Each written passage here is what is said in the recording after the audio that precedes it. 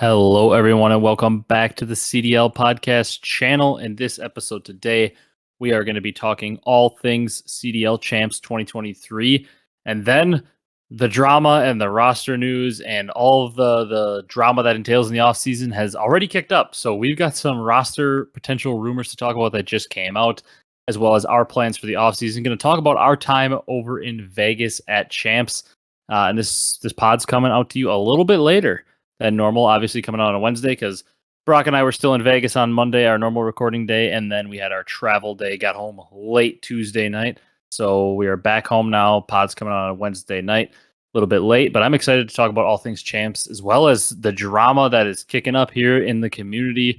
You know, Roster Mania technically doesn't officially start until free agency opens, but they're getting started early. It's all in full swing. So if you guys enjoy this one, be sure to leave a like, comment, and subscribe. You guys crushed it on the support. It was maybe our most listened to episode since Brock joined, almost 2,500 listens on YouTube. Had an issue with the audio, so I wasn't able to put it up on Spotify, which is very annoying, but the audio just would not load in the correct file. It would just keep corrupting. So I wasn't able to put it on the audio platform. So I apologize for those of you that are normally audio listeners, but if you're on those platforms, drop a follow, drop a 5-star review. We appreciate the support on there. And without further ado, let's jump into it and talk Champs. Brock, how you doing today? Ooh, doing pretty good. Had a fun time in Vegas for Champs, so that was such a blast. Yeah. Back here in Wisconsin, warmer than ever. Let's get into it. It almost feels hotter here in Wisconsin right now than it did in Vegas, because Vegas, you got the dry heat, 90 degrees, and now we're back here and it's almost 90 here. It's like 88 out, but it is like 100% humidity, so you are just sweating the second you step outside. It almost feels hotter than it does in Vegas. I think so. That's what we came back to, so that's fun. But yeah, Vegas was a fantastic time. Champs was incredible. The venue was popping every day. It was, we couldn't have said it more times while we were there and hanging out. It was like, wow, this is more full than I expected on Thursday first match at noon without OpTic playing. It was like packed in there, and each day was packed for every match pretty much. Obviously, especially the OpTic ones. The whole floor was full. The whole lower bowl was full, and a good amount of the upper bowl. And even after OpTic got eliminated, things were still pretty full the entire weekend. So yeah, it was a great time. Obviously, wish the finals could have been a little bit more entertaining. As somebody who just wants to see entertaining matches, we were both hoping for a Game 9, Round 11. And we didn't even come close to that. It was maybe the biggest blowout of a final I've ever seen. Yeah, instead we got like a DoorDash challenge in the finals. Yeah. And this wasn't a 5-0 of 5 close maps either. Yeah. Especially those first 3 maps. It literally, it was a pro team versus a bronze ranked team in those first 3 maps. Literally. It was not close. That's basically what I was watching. Yeah, it was something insane. So let's talk a little bit about Champs. Obviously, we are now a few days removed because we didn't have the ability to record right after it happened. So people have maybe digested everything they want to from Champs. So honestly, I don't want to spend a ton of time on Champs. I'd rather more start talking about off-season type stuff. But obviously, we have to talk about Champs a little bit. We went, talk about our experience there. Got to talk about some of the matches. So kind of looking at the bracket, a couple of the teams eliminated early. Rocker, not much of a surprise there, expecting them to make a roster change as we hit the offseason. They were more of a team that was hoping to make some kind of Cinderella run. We never really believed that they were a true contender. Nobody really did. But with the veterans on their team and Bance and Attach and stuff, you maybe believe they could make a little bit of a run. Thought they were for a little bit there in their first match. They get up 2-0 against Subliners. Yeah. And imagine how much the tournament could change. Just thinking about even the Subliners' entire run there, how much things could have changed. I mean, Rocker get up 2-0 on Subliners, and they looked very good in those first 2 maps. They did. If they knock New York to losers, who knows if they're able to make a run again. And even that second round, OpTic should have closed out the map 4. They maybe push out a little bit too far broken on Zarqwa, and they blow it, and Subliners goes on to winners finals. OpTic could have very easily forced a map 5, and who knows, if OpTic wins that, then once again you have Subliners knocked out into losers. So yeah, incredible how much, just like last year in Vanguard, how Thieves won a game 5 of round 11 against Boston first round. Yep. It is just crazy how much things can change with one little thing. One thing could change the whole outcome. Yeah, but Rocker get reverse swept and then they fall to Boston down in losers. Honestly, not too shocking. Expect them to make a change. Thieves, though, the other team that finished in that 7/8th spot, very shocking. I'm not incredibly surprised that they lost to Ultra the first round. I did pick Ultra to win, but I was completely spot on that this match could ruin your bracket because we saw it both ways. I picked Thieves to lose and go down and make a huge run in losers. Well, they screwed my bracket up by losing right away. And for you, you picked Thieves to win the entire thing. Yeah. And they lost and got eliminated. And like I said, I called that. I said, whoever picks this wrong, watch the other one who wins it will go to the winners final and maybe even the final. And I was completely right. A lot of people pick Thieves and Ultra completely destroy your bracket because they run through the winners bracket then. Mm-hmm. Yeah.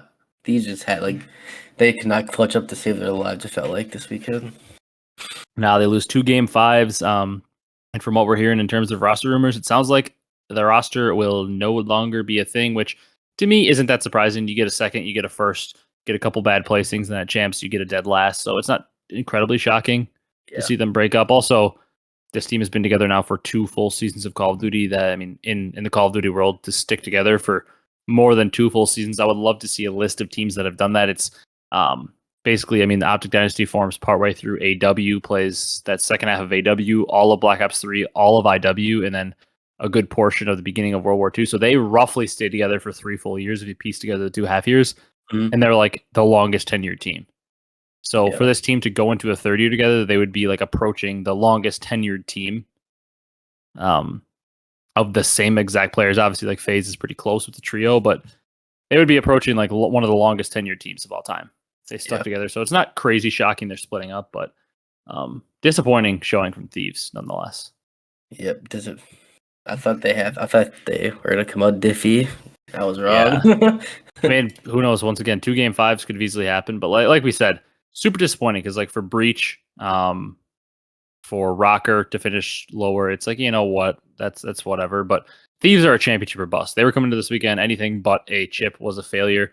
You could say that for any team technically, because obviously all their goal was to win it. But there are certain teams that we're holding to a different standard. Yeah, we strongly believe Thieves could win it because we saw them do it last year and they still looked pretty good. Whereas teams like the Rocker, I wouldn't say we're championship or bust coming to the weekend. Obviously, they all are, but you know what I mean. Like their expectations weren't like I did not they're going to go all the way, make a run. Yeah, you don't expect Rocker to win. Obviously, every team is championship or bust technically when you get down to the playoffs because nobody goes there to try to finish second. You all go there to try to win, but there are different expectations for a Faze compared to a Rocker. Yeah. Then our teams that got eliminated top 6.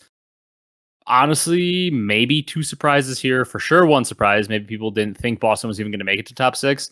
They end up taking out Rocker, and they do make it to that top 6 placing where they lose to Faze. And OpTic, they lose to Subliners in winners round 2, and then drop to Surge in a game 5. The second I saw Surge, I was like, I don't know, accuracy, Iceman with Sib and Pred, all that talent. OpTic losing in a pretty heartbreaking fashion against New York, a pretty vibe kill fashion. Yep. Kind of thought we might see them lose once they fell down to Surge, and Surge take them out. OpTic top 6, once again, another team like Thieves that was completely championship or bust, so a very disappointing event for OpTic. Definitely. Would have loved to see a lot more out of them. I mean, yeah, we wanted to say that top 12 was a fluke last event, but it's looking like it was pretty accurate. But I mean, they beat Boston. And it's like they were so close to having a chance to take that Subliners team to a game 5. Just a little mistake. And if I'm thinking about it right, the OpTic I think they got destroyed in the first hardpoint, right? I'm thinking of the right map. Yeah, they got destroyed in the first. I think they got clubbed in the first hardpoint. I thought they might have just over 100. Am I thinking of it wrong? Let me go look. Maybe I'm thinking of it wrong. Yeah, they got 130, so they got destroyed. I was thinking of it right. They didn't get clubbed, but I mean, the side of New York. I mean, 21-12 for Skies, 26-18 for Priesthood, 23-20 for Kiz, 25-20 for Hydra, and on the side of OpTic, you had Hook and Shotzi both in the 0.5s. Ashy with the 1.1 and Ghosty with the 0.9. They got dominated. They win a close hotel search. They lose the control. They were up 1-0 and honestly had plenty of chances to win other rounds in that control. Yeah, they just threw it away, and then that hardpoint, obviously, they threw that hardpoint away big time. They should have won it at the end. I mean, do you want to say what you thought the story of the series was? I think we're going to have the same thing as to why OpTic lost this and struggled really this weekend as a whole. You want to say it, or you want me to go forward with it? You can go forward with it. Shotzi and Hook. Specifically talking this series, I have to look a little bit more into everything else, but I mean, eye test will tell you, and especially from the series, it was Shotzi and Hook. I mean, the sub duo on the side of New York in this series were the two highest KDs and two highest damage on their team, 1.14 and a 1.08. Whereas the two lowest damage in the entire lobby was Hook and Shotzi, and the two lowest KDs. It was just complete domination. Kismet and Hydra were head and shoulders above Shotzi and Hook, and it wasn't even comparable in this match. They dominated them. Definitely. So to me, that's where we split up and see the difference in that series. Like OpTic, the subs, and it's been a story a lot of times on LAN. Hook and Shotzi tend to struggle against top teams on LAN this year, and it was a story once again. Yeah. Disappointing to see though, because those are players that two world champions that going into this tournament had never lost a match together at champs. You're expecting them to come forward with something else. Yeah, a little more firepower than what we gave them. Yeah, I mean, overall in the event, apart from that, so including the Boston, the Surge, and that match, Shotzi had a 0.95 and a 0.89 from Hook in his overall KD. And honestly, the thing that sticks out to me, they're all pretty good in control numbers-wise, but the thing that sticks out to me is really the search and destroy. Like, Hook struggled in every game out except control. And Shotzi, wasn't terrible in hardpoint. He had a 0.94, but with Shotzi's playstyle, he's never usually going to put up huge numbers because he's just being so aggressive. But the disappointing part to me was how good those two have been in search, and especially Hook this year. He's had moments where people were calling him the best search player in the game or right up there. Hook had a 0.84 and Shotzi had a 0.87. Those are two absolute catalyst playmakers in S&D, and they just weren't getting it done. Yeah. So they're off. Tough weekend for OpTic, as many fans expected them to be able to make a deep run. Then our next team we want to mention here, Seattle Surge. They bow out top 4 or 4th place. For them, a pretty good event, because I would say most people's expectations was for them to lose to Faze and then lose to the loser of Ultra Thieves. Would you agree? I think pretty much everybody agreed. Going into the tournament, that was your expectation. I would agree, yeah. Because their road was Faze and then Ultra/Thieves. So a very tough road. However, they impressed because they do lose to Faze. Faze dominated them pretty easily in that series. But then Surge, they come out and they take down OpTic and Thieves, or Thieves then OpTic, in back-to-back game 5s. I mean, coming to this tournament, OpTic and Thieves were probably two of our top favorite teams. I mean, we had like the 5 teams that we believe were favorites, and OpTic and Thieves were definitely viewed as contenders to win this tournament. Yeah, heading into it. So a big performance from Seattle to knock both those teams out and end up finishing 4th place. They knock out OpTic again. Overall, KDs wise, they won a lot through the search and destroys, obviously winning multiple game 5s, but they got slayed out pretty hard. I mean, overall in the event, accuracy at a 0.78, Mac had a 0.9, Simp had a 0.97, and Pred at a 1.02. But once again, can't look at KDs to tell the whole story. You gotta really watch the event to know. And let me tell you, Mac, it felt like a lot of the time was playing better than 0.9 COD. He was making plays in some of those matches. Yeah, definitely. Mac, that one map against OpTic had like double positive, like 34 and 17 or something. Yeah, and he was just, even when you're watching him, he was making plays on the map. And he was also, like we talked about with Hecz a lot of times, where Hecz might be 20 and 30, but he got the most important 2-piece on the map to win the game. Mac was getting very important kills, and that control against Thieves. I think it was against Thieves. He went like insane on the solo control on the A point to get a crazy 2-piece clutch up. They end up capturing the point. Yep. And Mac went insane. He had like all of his kills in that map were on offense. He was a playmaker. He was definitely the hard carry for them on that map. A potential career-saving tournament for Mac, because his stock was as low as it could go coming in. And I don't know if one tournament will change that, but people definitely have a good memory in their mind of Mac to finish the year rather than what they had for his season. Definitely brought it back after the first like major 3 and 4s, 5. Yeah, he was really low on stock, and I don't know that one tournament can change that like a crazy amount, but he definitely came through big and increased that stock at least a little bit, or increased people's last memory of him. He came through big when it mattered most, I guess. Or something. Big time player, I guess. Then we had what shouldn't be our most shocking, or one of our most shocking results of the tournament, but it is, because These dudes never miss a grand final, and that is Faze falling in losers final and finishing top 3. What can you say? It's obviously a failure for Faze because they're again one of our teams that every tournament they go to, if they don't win it, it's a failure. There's no such thing as a historic tournament for them if it doesn't include a win. Cellium was insane at this event. A 1.43, one of the top KDs we've ever seen at a champs. Just behind Formal. Abezy at a 1.11. He was making plays all over the map. Slasher actually played very well with a 1.13, including a crazy closeout map against Surge. He really stepped up in that last map 4 hardpoint. Simp had a 0.91, but the guy was making plays all weekend like he does, unselfish plays. It just came down to the fact that, New York were on one this weekend. Faze happened to run to that buzzsaw and just couldn't get it done. Yeah, definitely New York was just a little bit better.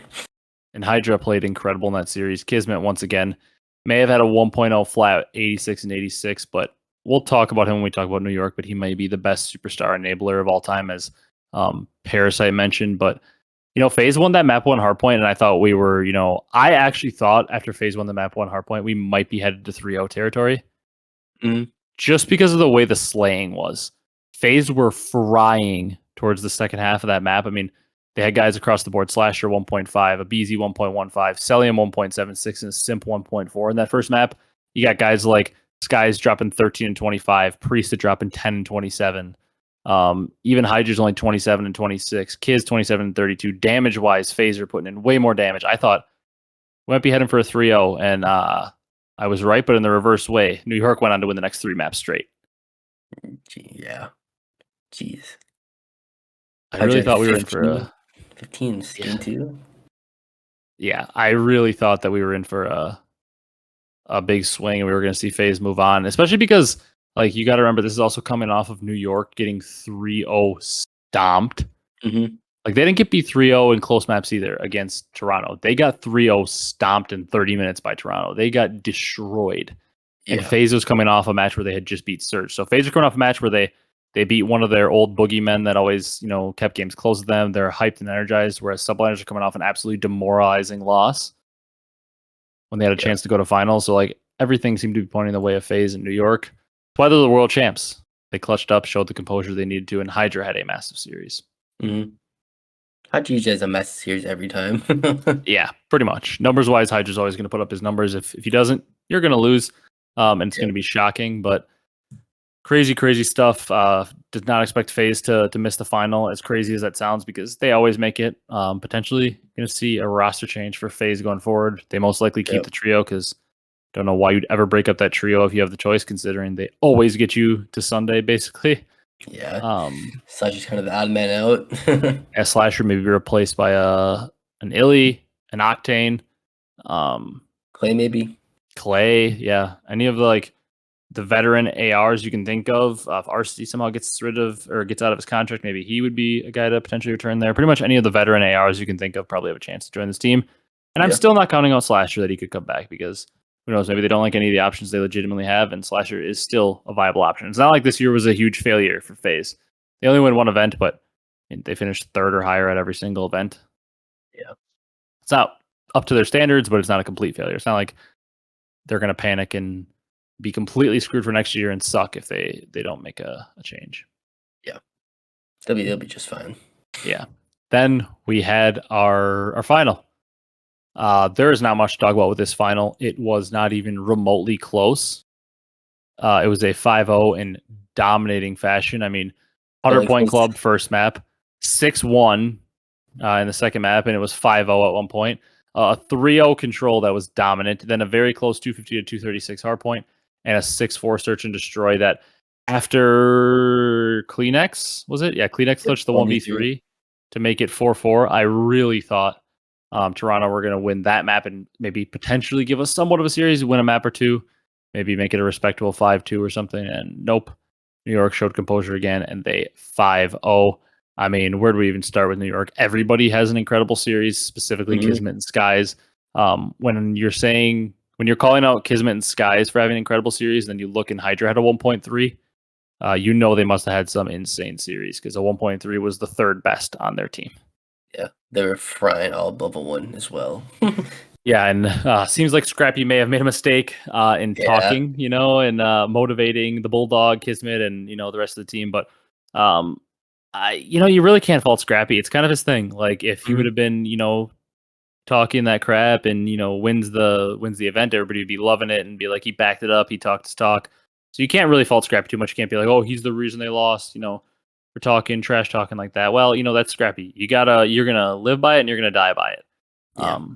So Scrappy is gonna, talk his trash, and if they would have won, everybody would have loved it. And now that they lost, everybody is roasting him and saying he shouldn't have poked the Bulldog. And I kind of just think it's a double-edged sword. Like Scrappy's always gonna talk like that. You got to take the good with the bad, and I hope Scrappy never changes because it makes it entertaining. 1 and 2, like it just shows that he has unwavering confidence. He doesn't care if he ends up getting smoked. It's like he's gonna talk no matter what, and I really respect that. Yeah, definitely. He's consistent in talking trash. Yeah. Losing, winning, he's going to talk trash and he's going to let you know. And then when he loses, he's going to take it on the chin. He's going to be like, yeah, I own up to it. And that's what he did. So I really respect that. If he would have freaked out, if people started talking trash to him and he freaks out, I would have been like, but you got to respect it. He dishes it out. And when he needs to, get it back, thrown back at him, he'll just, accept it and be like, yeah, I got smoked 5-0. You know what? Nothing I can do about it. Yeah, that's why I saw like his tweet like GG's. New York guys, we got smoked. But yeah, what else can you say? He got smoked, and like, was he going to make excuses or something? No, he knows they got smoked, and I respect it. But I hope he doesn't change. Hope he keeps talking crazy. But Toronto may be making a change because they did make it to the final. But man, I just don't know when it comes down to it. And you got Skies, Kismet, Hydra, Priest, when those guys are frying. I just don't know that this Toronto team can ever keep up slaying wise with Kleenex's inconsistencies. Insight's a little bit of a slower player. Scrappy, obviously, a 0.71 seems like a bit of an anomaly for him. He's usually pretty consistent in the slaying department. And Hexy, just don't know when it comes down to it if they can slay with top teams. They certainly can out teamwork most teams, but just don't know if the slaying's there. That's what happens when Scrappy doesn't job of 1.2 for them. They get 5-0'd. Yeah. Then we can talk about our tournament winners. New York Subliners. Can't say it's too surprising. Obviously, I had them finishing pretty low in this tournament. Like I think I had them getting eliminated by Thieves in losers round 2. Crazy of me. Should have known. We like to see teams go back to back a lot. That makes like 5 of 11 champs winners now have won the event before, I believe it is. Yeah. Subliners incredible. They were easily the best team there this weekend, especially on that Sunday. They dominated, like we said. Kismet, I think it was Parasite that called him this, but he is the best superstar enabler in the league. He just sets up his superstar Hydra so well and makes Hydra's life so easy that he can just focus and run around and getting kills. Kismet also had a 1.45 in S&D in the tournament.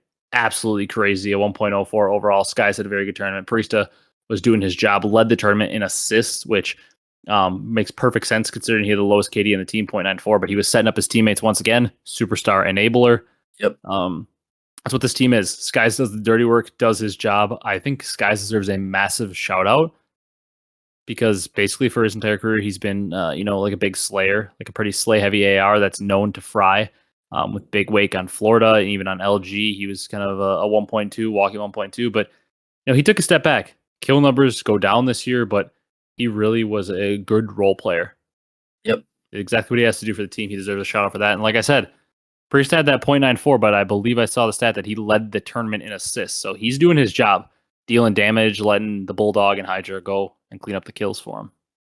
Yeah, definitely. Crazy tournament out of them, though. You got to respect it. One thing I need clarification on CDL. We need to set this straight. What the champs MVP is. I've been confused by it since the inception of the CDL. Crim6 won it in MW because he had a good final. But he did not have like a crazy tournament. I believe Crim had like a 0.98 overall in MW. And like he was good the tournament, don't get me wrong, but he definitely wasn't the MVP of the entire tournament. But he did have a pretty good final, if I'm thinking of it correctly. And then he won the champs MVP. And then when the screen came up, they gave the MVP, they called it the champs grand finals MVP and gave it to Kismet, which sure, if it's for the grand finals, 100% Kismet deserves it. But then when they were showing his stats, they showed his stats for the entire event. Yeah. So we need a clarification because if it was for the entire event, Hydra was no doubt the MVP. And if it was just finals MVP, then 100% it was Kismet. It could So have we need been. some clarification. Like, what is it? Is it the finals MVP or is it the overall champs MVP? Because they're telling me that it's finals MVP and giving it to Kismet. Sure, 100% go for it. That's the right call. But then when they showed his stats, they didn't show his final stats. They showed his entire champ stats. I wonder if it was the grand finals MVP, but they like the stats got mixed up, whatever. They put the wrong stats up, maybe. I don't know. Yeah, I mean, I hope so because there's no way Hydra wasn't the overall tournament MVP. Yeah. He certainly was, but like I said, if it's just finals MVP, absolutely, Kismet was the best player in the finals on either team. Mm-hmm. So yeah, we need to clear that up. But either way, that's not important. What is important is they got their ring in the end. None of them are really going to end up caring who was the MVP because they all got a ring. They didn't. Priest a third time's a charm. Yeah, I was happy to see Priest win specifically. I also really am a big Kismet fan because I love his playstyle. Mm-hmm. He's one of my favorite playstyles in the league. It's basically just like, you know what? I'm going to drop either, like, I could drop 0.7 this map, but I'm going to do everything I can to have Hydra drop 1.5. Yeah. And he's just selfless flying in for his teammates. And don't get it twisted. We're calling Kismet this superstar enabler and like this player that's just so selfless, but he's almost a superstar in his own right. Like Mm-hmm. it's like that Abezy role. I still think Abezy overall is probably the better superstar enabler and player because he's definitely a superstar himself over Kismet. But Kismet's kind of close to that Abezy type of level where he is just gonna fly in there and he's gonna be an insanely good entry player. But he can also, get it done and fry when he needs to. I believe he had 15 in that closeout map in the grand finals. Yep. Like, Kismet is good, and, he really came out of nowhere considering, for a little bit there, it looked like his career was about to be over. Yeah. What a turn of events for Yeah. him. Good finish in Black Ops 4. I believe he finished fourth of that E6 team at Champs, and then coming into NW, doesn't really get a great team offer, gets on the Paris Legion, struggles, goes to Challengers for a couple years and returns mid-season Vanguard, helps propel Subliners to a crazy Champs run to make it to Champs, and then this year wins 3 events, wins MVP of Major 1, MVP of Champs, wins 2 MVPs this year. And I have Crazy that on my turnaround, and list. crazy turnaround, and quickly becoming one of my favorite players in the league. He is an absolute beast, and I love when we get to praise players that play like Kismet, because we praise the Hydras, the Preds, the Dashies, the Simps, all these guys all the time that are just their job is to go out there and fry, and they do it. But we don't often get to praise the guys like Kismet that are doing all the dirty work that gets their teams the win. Yep. So I like that we get to do that. Definitely. Pretty much all we got for champs, though. What was that? I said doing whatever it takes for the team to win. Yep, and you need players like that. We'll talk about that in a second. Speaking of doing whatever it takes to win. Last thing, though, we already talked about a little bit, but event was incredible. I really enjoyed going to it. Vegas, the casinos robbed my pockets, but overall, Vegas, cool city. It was my first time. It was Brock's first time. I really enjoyed it. We got to go around, do a bunch of stuff, visited pretty cool aquarium where we got like a VR experience, did a pretty fun escape room where we got locked in some jail cells. Sure did. Overall, lots of casinos, walking around, eating great food. We were getting crazy steps. I mean, we had like multiple days of 20,000 steps in, walking all over the place. Vegas, cool city, fun time. Excited to potentially go back one day, but excited to also hopefully go to Champs again and make it a yearly occurrence. But it was an incredible time for me, at least. Same here, honestly. It's a fun city, but man, can you lose money fast in that city? Because all the food is expensive, and obviously casinos, anywhere really rob your pockets. Casinos are not meant for you to win. Yeah, casinos will definitely rob you. Especially the game I played, the drums game. Yeah, that game was robbing you blind. Yeah. We didn't have much luck in the casino, but that's kind of what casinos are for. If you were meant to go there and make money, then they probably wouldn't be in business. Yeah, I was going expecting to lose anyway, so that's that. Yeah, it's kind of the mentality you have to have, because otherwise you're gonna get really pissed every time you go, because you're probably not gonna win. Yeah. Anyways, I said talking about team players. Move on to our first drama topic from the week, and that was Censor versus Dashi. I'm trying to find the exact thing, but it's basically from the reverse sweep. Doug was talking about why, Bruce's career will be a failure if he doesn't win a ring, which I think anybody would pretty much say is the case for any of their careers. Like Mhm. anybody in the CDL, if they don't win a ring, they're gonna probably consider that a failure. Like that's what they're all chasing is a ring. But Doug really went in, saying he's got to change his ways, take accountability. He's wasted talent if he doesn't get a ring. Talking about like how he's creates a losing culture at OpTic and all he cares about is clout when making team decisions. Like kind of an odd rant and like seemingly coming out of nowhere. And then Doug quoted it and said, "I love Dashy. I always saw unlimited potential in him. Hopefully he takes this the right way." Um, Dashy responded and said, "Say whatever BS to stay relevant in this community because the gameplay surely isn't doing it," with a thumbs up. Sure. And then Doug said, "You're right. I've been in challenges for years fighting for a spot. Hopefully I get mine soon and I can put you in the place you deserve to be." Dashy said, "Maybe next year's the one, bro. Keep at it." Obviously a sarcastic tone there. And Doug said, "Appreciate it." So, they're going at it. And interesting. I get both sides. I get why Doug, maybe going at Dashy's lack of championships. It is surprising that a player of Dashy's caliber only has, 2 chips and 4 or 5 years competing. Surprising because Dashy, once again, is an incredible talent. But also, yeah, seems a little bit weird. He really, really went at him, and I don't think it's as deep as Doug made it. I think, unfortunate team things have come through for Dashy. They've fallen short a little bit here and there. And guess what? It's not as, it's not as easy to win right now with how Definitely little not. teams in the league, how competitive the league is, how many great players there are. There's a reason that people aren't winning like crazy. There's only one team that's been winning pretty consistently, and that's Faze. And even they struggle to close out tournaments a lot. Yep. And what I'll say to defend Dashy a little bit, because I thought it was a little out of pocket from Doug, is if that's a failure, I get, like we're saying, Dashy's a lot more talented than Doug, but Doug has 4 chips in 14 years and no ring. So, I mean, Yeah. that's on the same projection to defend Dashy a little bit there. If Doug was maybe, Karma calling him out with 20 something championships and 3 rings, or, Krim with 30 something championships and 3 rings, maybe a little bit more respectable. But Doug has 3 or 4 chips in 14 years competing, so it's not like he has some crazy amount of chips to draw back on and be like, "Look at me, this is how you win." So a little bit of a weird conversation. He really seemed to go at him hard for no reason. It seemed like. Yeah. It's just kind of a little weird, out of pocket, kind of said. Yeah, and I guess I can't blame Dashy for responding when somebody talks crazy on your name like that. It's hard not to respond, Yeah. defend yourself. But pretty short exchange. Next thing to talk about.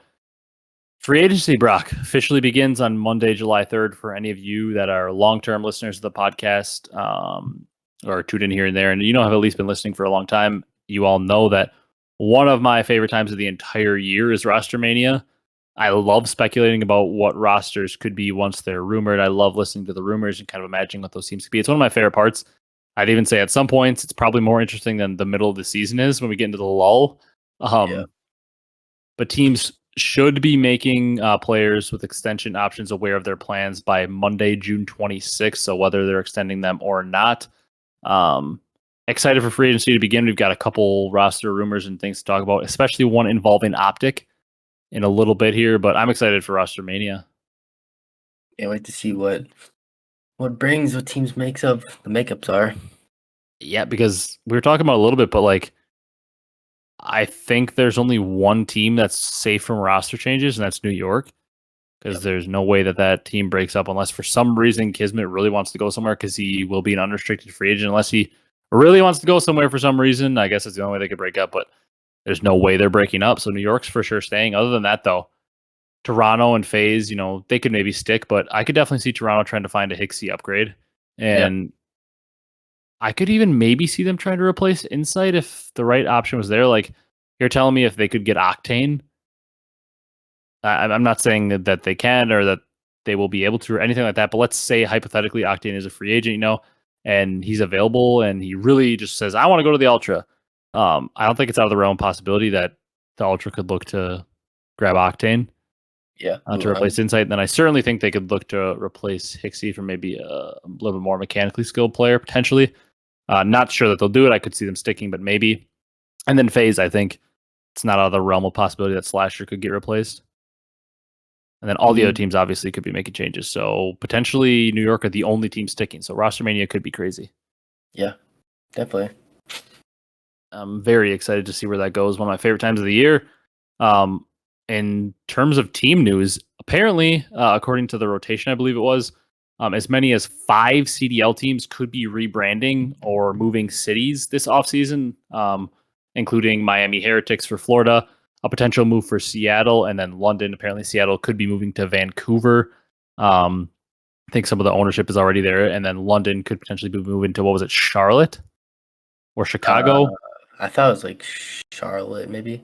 Yeah, I think I also heard Chicago, but either way, London could be moving to somewhere in the United States. Mhm. Um, so those are like 3 that we've already heard, and then apparently as many as 5 could be moving. So I wonder who else. I was kind of trying to think about it, or like moving or rebranding. So maybe not moving, but maybe rebranding. Um, so I guess when I look at the teams here, like let's pull up an image quick. I don't think Faze are obviously rebranding. Assume they're staying as Faze. Boston, I would assume is staying the same, relatively new, and their owner is Robert Kraft. So unless ownership switch, I can't imagine why he would move them out of Boston. Yeah. Obviously, with him owning the Patriots, it's kind of his city. Florida, we already know is moving. London, another one that we've been announced. I would say LA Thieves. There's no reason for them to switch. You know, the Thieves banner. New York, I wouldn't see why they'd switch. Vegas just moved. Um, and Seattle's one of the other teams, and OpTic's not moving. So the candidates that leaves, LAG seems like a prime one to Yeah. be added. So add them to the Florida, London, and Seattle both there. LAG obviously with the parent org basically imploding and firing all employees. That seems like an obvious candidate to change and rebrand. Mhm. Yeah. Then that leaves Minnesota, who, as we have down in our notes here, is apparently potentially merging. G2, the organization, could be merging with version 1/Rocker. So that could be a candidate to rebrand or move just because they're merging. So that always opens up the possibility of some kind of rebranding. Yeah. Which I would be sad to see. I absolutely love the Minnesota Rocker branded organization. So I would be very sad to see them rebrand. Although I can't really see them moving because they are also owned by the owner of the Vikings. So unless he sold, it wouldn't really make a ton of sense for them to move themselves out of Minnesota, considering the parent org is there. Yeah. But maybe a rebranding in terms of the name and logo could Yeah. happen That could definitely since be they're it. switching. Mhm. So we'll see. Yeah, so excited to see what that potentially could be. I don't always think rebranding like this is the best because you want to keep some consistency, but then also we heard there's no expansion coming, so sad about that. It's probably going to take something like them lowering the buy-in and changing the Yeah. way the league is formatted. But we're always sad with no expansion because the league needs to get bigger. Definitely does. All the talent there is. Yeah. Speaking of Rocker, Brian Saint was officially released. This should come as no shock either, but he's been the coach of their franchise since the inception of the CDL in the MW season, and people have been calling for him to, be replaced as coach even before this season started, even like last season. And I guess they made the switch. I don't think we've really heard who the replacement is. I don't know if Looney's going to step up and become the head coach or if they're going to try to sign somebody new, but I'll get your thoughts on that. Like, was it time? Did it have to happen? But there was some debate going on the timeline I want to talk about on this as well. From what I see, what they won once or Yeah, twice. it was the Minnesota Massacre, the crazy down Comeback. 4-0. Yeah. That was their only win. They've won once, and he's been the coach for 4 years. Kind of writing on the wall, it seems for me. And they've had consistent problems with every team. Yep. Every team up until this year was really good at search and couldn't win a map one and would go on droughts where they wouldn't win series for months at a time. In MW, they started the year and they had like ASIM and GodRx and like Silly and Assault, like a team that people weren't expecting to be very good. And they ended up making like a final and they were honestly pretty good. And then they went months without winning. And like winning a series even. And then Mhm. like, they would do that in a lot of games like Cold War. They were horrible in the beginning and ended up, coming back, winning an event and playing pretty well, finishing like 4th at champs. Um, and then in Vanguard, it was like the same thing. They would go months without winning and they didn't even qualify for champs. And then this year, they barely squeaked into champs. And they went months without winning again. It's like consistent struggles. The one thing I will say is like people were going crazy celebrating it. And I think like you had like Pander taking issue to it, which I get it. Like it does look a little bit weird when people are celebrating somebody losing their job. Yeah, Um, a little odd. it, yeah, it does get a little weird, but at the same time, I do think you have to remember that like this is essentially a team sport. Like this is a sports league. Mm-hmm. Like if your coach in the NFL, like if like let's say you're a Falcons fan. Let's say the Falcons win 2 games, they go 2-15, 3 straight years, and I mean, in the NFL, a coach would be fired probably after going 2-15 once. But Yeah. like if your coach is consistently losing and you go 2-15 back-to-back years and he gets fired, people are gonna be happy because the coach sucked. Like Mm-hmm. it's a team sport. Obviously, they're not celebrating the guy personally losing his job. Yeah. Like nobody's being like, I hate that guy as a person, and I'm so glad he got fired, and I hope he struggles in his life to find a new job. Nobody's saying that. Yeah. They're Just as a saying that coach. I'm a fan of the Atlanta Falcons, let's say, and they went 2-15 back-to-back years, and the roster is pretty good. They're underperforming. The coach is not a good coach. He deserved to be fired because guess what? It's a results-driven business, and if you're not producing in a competitive sports league or competitive esports league, you deserve to be fired. That's how sports leagues work. And it Yeah. sucks. You, me, nobody is wishing that Brian Saint suffers and gets fired from his job, and we're happy that he's unemployed now because of this. Nobody's saying that. I mean, Brian Saint, I'm sure he's a great guy. Everybody seems to really like him as a person. I'm sure he's a great guy. We're not happy that he lost his job. That sucks. Yeah. But as in terms of the team's results, like they weren't producing. So fans are happy, just like a sports league. I feel like you have to remember that. And I get it. Like with Pander saying, I'm sure he's good friends with Brian Saint. So he hates to see people kicking his friend while he's down. But you do have to remember at the end of the day, like even though personalities may be more tight knit in our community and in the Call of Duty community, you got to remember at the end of the day, it's just like a sports team. Like if somebody's sucking at their job and, the team moves on for them or releases them, it's in the fans' eyes, it's making their team better. So it's positive. Yeah. I agree with that. And like maybe you don't go dance in his face and like tweet at him and stuff. I get why you don't want that either, because that is a little weird. Because you got to remember too, like you may be happy, but maybe be happy indirectly, not specifically at him. Maybe be like, yes, this coach was bad. I'm happy my team. Maybe don't go directly tweet or be in his replies like Yeah. saying Just he sucks, because you got to remember the dude did just lose his job. Like he's not going to be happy. don't go and add him saying how haha you're fired. Yeah, like just it's basically just the thing we always talk about. Just be a decent human. Like Mm-hmm. support your team, but just don't be weird. That's that easy. Yeah, literally don't be weird like that. Yeah, pretty simple. But I was a little annoyed with people saying like you shouldn't be celebrating this. Like somebody just lost their job, and I was like, there's a fine line to walk. Just like in a sport, when if you have a player in your team that's horrible and he gets traded, you're probably going to be happy that he's traded. Yeah. So yeah, that's my thoughts on that. The big news of the day, though, this came out like I'm glad it came out when it did, because it came out like 5 minutes before we started recording. It's Yeah. obviously going to be the headline news. It's probably going to be in the title if you're watching this, because it's big time news. I can maybe look on Twitter quick to see if any updates have been posted on it. But apparently, OpTic have held talks with Drazah and Envoy to join, which would presumably be alongside Dashy and Shotzi. So you'd have a Dashy on the main, a Drazah on the flex, and then Envoy and Shotzi on your subs. Interesting. Thoughts? Seems like a weird one out of nowhere. Like, I definitely Envoy was always a possibility for this team because, I mean, Yeah. it's Envoy, his history with the organization. Hector loves him, all that stuff. I did not think Drazah, Drazah would be in the yeah. mix. Yeah, very interesting. I mean, I like Drazah as a player, but I don't know if it really fits OpTic. Yeah, he's a very good, very, very good player. Obviously, sorry, I just saw a tweet from JP. Very long. He said, this past year has been a transformative period for me in my role. Initially joining the team, I never anticipated the numerous changes in the roster and found myself as the only one-person coaching staff for a CDL team for the majority of the season. However, in this position, one must adapt and make the most of the hand they're dealt. I hope that my experience serves as an example for aspiring analysts or coaches without prior playing experience, hoping they find the satisfaction that comes from witnessing players' growth. Looking ahead, I'm eager to continue my personal growth as a coach next season. I love JP. Everybody knows that I'm a stats person and did a lot of stats for the CCL. So I love that he was a guy that was able to make it in coaching with no like pro playing experience or even like really challengers playing experience. Because that's what I would hope to do one day. I really want to get into the college coaching world and maybe parlay that into being a coach for a CDL team one day. Everybody knows that's kind of what my long term goal would be. So I love to see a guy like him succeeding. But back on topic.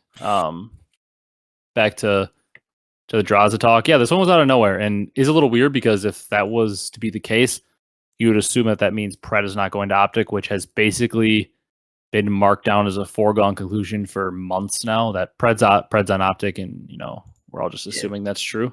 They're literally screaming OpTic Pred. That wasn't Major 3. Yeah. It's you thought it was basically a guarantee. And interesting that Ghosty's being dropped. I personally have always thought Ghosty was going to get the short end of the stick, Yeah. and get dropped along with Hook unless they won champs. I'm still not saying it's the right move because Ghosty was also arguably the best player at champs. He played very well, and I think he has potential to be a very good player in the CDL. Thankfully, I will say for Ghosty because I really like the kid. It seems like if he gets moved by OpTic and dropped, there will be a pretty good market for him. So thankfully for him, that's the case. He's not just going to get dropped back to challenges because this isn't a bold claim by any means, but Ghosty is certainly a CDL player. He should not fall back to challengers. He is a very good player. Yeah, definitely. What he brings with the comms. And like the team you just mentioned, Dashy, Ghosty, if you Ghosty replaced Drazah on that, and it was Dashy, Ghosty, Envoy, Shotzzy, pretty good team. Yeah. But I don't know that. I actually don't know that I think Ghosty is a downgrade from Drazah. I think you can make the argument that Drazah is a better, or that Ghosty's a better player than Drazah. I don't think it's crazy to say. Yeah. I don't think Drazah is the IGL like Ghosty like that. Yeah, and I think Drazah is a very good player, but I don't think you can easily say that he's way better than Ghosty. Yeah, I wouldn't say that either. Yeah. They're pretty close. So it's very interesting how those two get brought up. Yeah. Also, I am seeing something else. Intel from Intel LA Thieves. Kenny is likely to remain on the LA Thieves for the 2024 season. However, the rest of the players' positions apparently remain uncertain, with Drazah and Envoy being targeted by OpTic Texas. So a little intel there that my boy Kenny might be staying on as like the only piece there on LA Thieves for sure, and then they build around him. Yeah. Mm-hmm. Kenny's kind of like the golden child for LA Thieves. Yeah, I'm okay with it because people like to criticize him and say he had a rough year, but I will never stop being a Kenny believer until I see him consistently drop 0.5s. Yeah. I fully agree with that. Yeah. What am I seeing now? From the rotation, OpTic risk breaching league rules if they enter agreements with Drazah and Envoy this week. Teams may not enter into any formal agreements or make binding commitments to do so outside the permitted windows. This includes verbal agreements. Okay, that's BS. Never mind. Thought they were going to say like OpTic's going to get punished for something, but that's BS. Players are texting for roster mania the second the season ends, and they have like that'll probably be our team agreement, and they're never going to be able to stop that or like technically prove they did it unless they straight up put it in text. Be like, this is our team. Yeah. Ben J and his team said it's not the NBA. Everyone tampers. Yeah, so I mean, they're gonna be texting like if OpTic really wants Drazah and Envoy, you think that they're just Dashy and Envoy aren't gonna text each other? Yeah, that's teammates of a year. They're gonna be texting each other to figure this stuff out. Like nobody don't want to be caught off guard when everything hits. That's some BS. But yeah, I think that the Dashy, Drazah, Shotzzy, Envoy team could be pretty good. However, I will say I'm way more intrigued by the team that I had heard a lot of people mention. Who knows if it's even remotely possible or true, but I had heard and seen some stuff on the timeline about people saying like, OpTic could get Octane, Dashy, Shotzzy, Pred. I want to know your thoughts on that, and then I'll give mine. If that was the roster.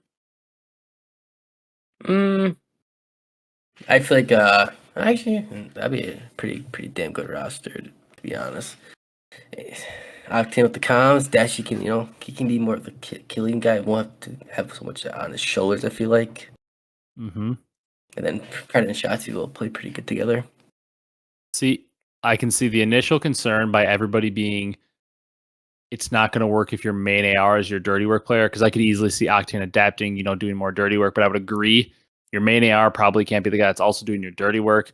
Will Pred or Shotzzy be able to adapt to that? I believe Shotzzy can go do the dirty work. I just don't know if he wants to stop being as flashy. I don't know that Dashy can do it. I certainly see the concern there.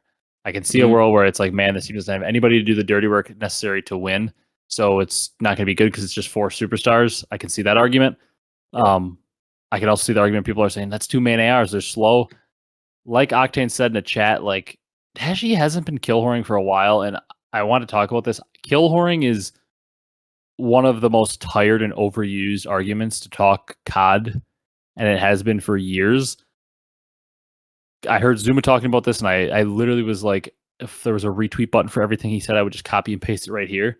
But like, kill whoring has a place in COD. There are times when you need to. Like, yeah. your team gets 3 wiped on a hill, you're the only one up, you're top of the hill or something, and like you can jump out of the hill on the side and get a 2-piece to help make the next wave more even. You get 2, you go down, but then it makes your team have a 3-on-2 off spawn at the hill because they're spawning up quicker. Instead of just sitting in the hill getting that extra 2 seconds of objective, but you die without getting a kill, and now it's a 4-on-3 at the next break. Your team can't break; they gotta wait for you. You get them extra time. Like, there is a time to kill whore, and then there's a time not to. Yep. Situational. Like, Hook probably shouldn't have pushed up broken looking for kills in the end of that hydro. And they win the map. That's a time not to. But like the perfect example I can think of is, let's stick with Zarqwa on P5. Let's say your team has control of the hill. You're playing on top of generator. You're in hill. Maybe you have 2 teammates pushed out front, 1 holding the back. Guy in the back dies. Your 2 guys out front die. You're in the hill. It's a 1v4. They're collapsing on you in the hill. Should you stay in the hill, try to get 1 and die, and you don't end up getting 1 and they get full control and you have a 4 wipe? Or should you maybe jump up top, look over front, grab your 2-piece and die? You should probably give up the 2 seconds, get the 2 kills, and make it more even for your teammates in the next wave. Yeah. High chance of breaking the hill then. And would people consider that kill whoring? Probably they technically would, because you're not eating that 3 seconds of time. Instead, you're going for a couple kills. But it's technically the mathematically correct play. Mm-hmm. So, like, there's a time and place to do it, and that's what Octane was saying. Like, Dashy hasn't been kill whoring in that way at all this year. He's been a lot more selfless, and I agree, because there was a point this year where we saw Dashy's numbers flip from those superstar numbers he always puts up to a little bit less, but the team was winning. Dashy was making winning plays. I know that the idea is that's 2 traditional slow main ARs, but we've tried it before. I know what the Formal and Dashy thing, but I just will never believe that on the right team, the right environment, and be the right coach, the right players around him, that Dashy couldn't just speed up and just be a faster AR. He's so talented. Dashy could do any role. I believe if Dashy wanted to full-time, get really aggressive, and switch to a sub, I damn near think Dashy could do it. He's got the straightest shot I've ever seen. Yeah. He definitely could do it. That's why the Doug thing, I may have seemed passionate about that, but Dashy's a player I really like. I've always really liked Dashy because I loved him in World War II because I've always been a Doug fan as well. Mm-hmm. So when, they got on the same team, and Complexity, younger me, was a big fan of that team. So then I've always kind of been a fan of Dashy, but like the kid has so much talent that like to put him in a box and say he's specifically a kill whore, it's like Cellium. Does he kill whore at times? Sure, but like to put him in a box and say like that's all he does is just crazy. Like guys like Dashy and Cellium are so talented, they can fit to any role and do whatever. Yeah. So much talent in that dude. Mm-hmm. This begs the question though. If this is true, Drazah and Envoy are headed there, what happens to Pred? It's been a foregone conclusion for months now, Brock. We've been like, Pred's on OpTic, and then, you figure the rest out. But what if he's not? Does he go to Thieves, maybe? Ooh. And if this is the case, does he say, screw it, I'm going to Faze. Cellium, you figure out how to use a main. Simp, you figure out how to use a flex. And I'll be a sub-duo with Abezy. First of all, definitely could. Kills-wise, who is outgunning that team? I promise you nobody's out-talenting that team. Yeah, no one. Pred, Abezy, Simp, Cellium. Nobody's out-talenting that team. You're just going to have to out-teamwork them and just outplay them on the map. But nobody's out-talenting that team. Nobody's out-slaying them ever. Mm-hmm. But if Kenny's the foundational piece there, maybe we see Pred. Maybe Octane sticks around too, and you see like Pred and Ghosty. Maybe I could see like an Octane, Ghosty, Pred, Kenny. Yeah. I could be a potential team, something like that. I could even maybe Sib and Pred. Yeah, I could even see like Sib maybe. I mean, Octane, Sib, Pred, Kenny would be a pretty gross team. Yeah. I don't know. Yeah, it definitely is. Pred, if Pred doesn't go to OpTic, really, I would think it between Thieves or Faze. Yeah, Thieves, Faze. It seems like it's got to be one of those, like Pred, a player of that caliber, hitting the free agent market with his talent, his ability to be on camera and like be in content and stuff. Mm-hmm. It seems like he's probably bound to go to one of the big 3. Faze would seem like the least likely to me. just because, that first of all, that roster would get very expensive. Yeah. How Cellium, Simp, Abezy, Predator depends how much they're willing to fork over, because that would probably be the most expensive roster in the league. And just like that would also require Simp to switch off a sub and start running a flex, or Pred to run a flex, or I'm assuming they're not going to switch Abezy off that entry role, but that would require Pred or Simp to switch to a flex. So just more moving parts there that would make it less likely. Whereas if Thieves are squad wiping, it leaves more money to invest into one player. So I could see them picking them up. Thieves would instantly become the most likely team in my eyes to pick him up if he didn't go to OpTic. Yeah. Unless he gets a bag and a half from the next Seattle. And then, we've always got the curveball situation where it's complete bait, and I know it is, but you've got Scump saying he can't say he's 100% retired, and, hinting, that he's joking like he's going to come back. And you know what? I'll say Scump is probably not coming back, and he probably never will. But whenever you're always hinting at something like that, there's always a little bit of truth. If you're willing to joke about it, there's always a little bit of truth to it. Yeah. I feel like he kind of wants to come back, but then if he does come back, he'll see how he has to scrim for 8 hours a day again, and like, I don't want to do this anymore. Yeah, instead of just being able to just watch party and stuff. But I'd be intrigued by the idea of like a dashy Scump Shotzzy Pred roster, Scump running a flex. Yeah. Or an Octane. Dashy got replaced and you wanted Scump to run a flex. Because I would assume if Scump ends up coming back, they would pick up Pred, because that was like the whole idea was Pred really wanted to play with Scump. Mm-hmm. So I would assume if they, picked up Pred, Scump would, embrace the flex role or something. But we don't even really need to talk about it unless it actually happens, because it's mostly just bait and Scump trolling for clicks, which, smart, because he's going to get a lot of clicks by teasing that he's coming back. Yeah, definitely a lot of clicks. Yeah. In terms of roster stuff and what we have for now, more stuff could have come out while we're talking, because it always seems to. Speaking of that, Brock, I guess you want to go a little bit longer, because apparently Toronto Ultra are open to offers for both Insight and CleanX due to financial issues. Ooh. Both players are on 2+1 contracts, so it would require a buyout. There's no free agency here, so it has to be a full-on buyout or trade. But apparently they're open to moving Insight and CleanX due to financial issues, which is not fun, because it may be out of their control that they have to move on. Yeah, don't want to, but like I said, out of control. Where would they go? That's a question. The team would be if only they were staying in London, and we're going to keep being the London Royal Ravens and actually want to spend some money. It'd be cool to get two of the best EU players over to the EU team. Yeah. So that would be very nice if they were able to go to the London Royal Ravens and they were able to stick as a London team. But yeah. For now, we don't know. Yeah. It's interesting though. So I mean, I'm excited to see where everything goes. Like, everything's just gonna get crazy, and that's what a lot of our episodes here coming up are. Because you know what, Brock, we've got probably 6-7 months of off season.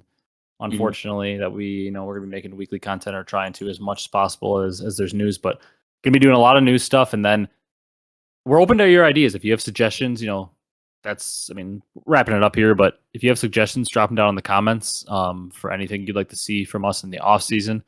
Got some big plans for it. Maybe, I don't want to reveal too much, but we have maybe some potential plans to do some things with the channel, branding and stuff wise as we go forward. That's as much intel as I'll leak to you going forward.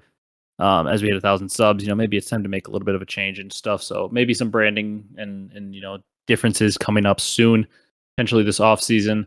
Our main plan right now is we're going to potentially do a podcast series where we're kind of like what Jacob Hale's doing right now, Armchair GM. Potentially Brock and I are going to write up a little draft of, if we were this team, this is what we'd do.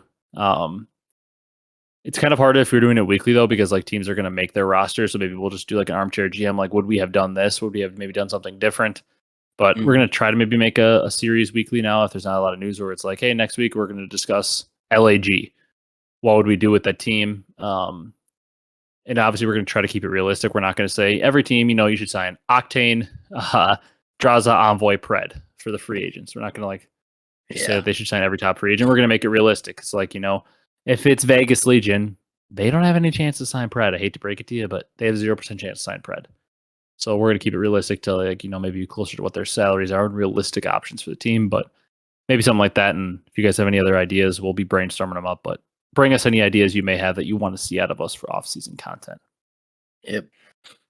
Because, man, we have a lot of months to make content. It's so much easier during the season when you've got a lot of stuff to talk about, but it gets dry out here in the competitive COD world. Late summer into when the game comes out. It gets very dry out here. Yep. We'll make it work. Yeah, we'll make it work. And we'll keep on chugging along. But that's going to do it for this one. If you guys enjoyed on YouTube, be sure to leave a like, comment, and subscribe. As always, help us on that road to 1,100. You guys have been crushing the support. It is that time of year where we now are probably about to see a dip in, views, likes, comments, all that stuff, and, listeners, because people, let's face it, are not as interested in Call of Duty 3 months post off season and 3 months to the next season as they are in the heart of the season when matches are being played. So we appreciate all the support you guys want to give us and keep interacting. Love to talk to you guys. If you're on the audio platforms, drop a follow, drop a 5-star review. That's going to do it for this one, and we will see you next week, probably with an Armchair GM episode, unless we have more roster news to talk about, because next week will be about a week away from free agency officially opening. So we appreciate all the support. Thank you guys so much for watching and listening, and we will see you in the next one.